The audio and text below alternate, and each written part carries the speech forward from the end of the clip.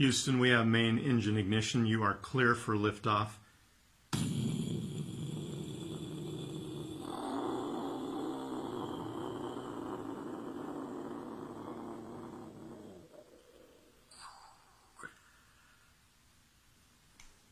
Yeah, when I was a kid, a flashlight was one of my favorite toys.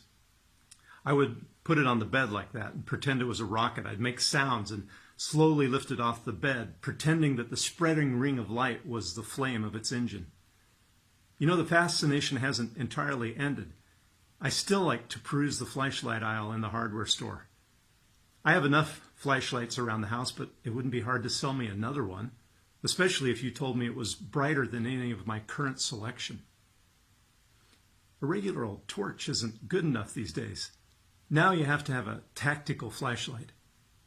Do you know some in this new breed produce beams so intense they can ignite paper? I mean, who doesn't need that?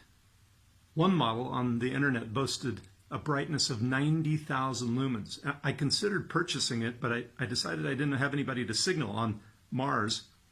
Our society is addicted to devices that dispel darkness.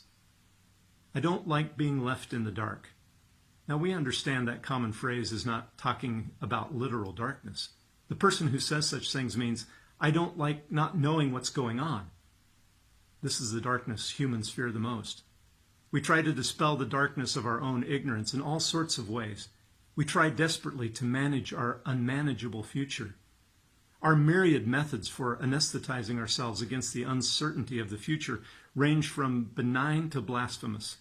Portfolio planning, media binging, obsessive scheduling, astrology, pay-per-view profits. We very much want to be in the know.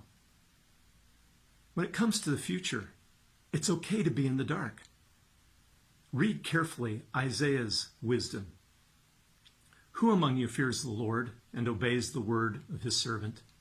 Let him who walks in the dark, who has no light, trust in the name of the Lord and rely on his God.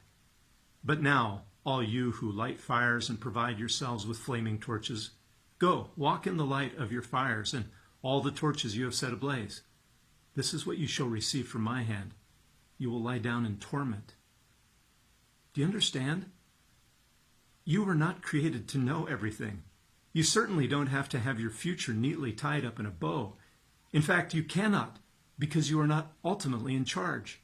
Better to walk in the dark holding God's hand and trusting in his word than to manufacture your own light.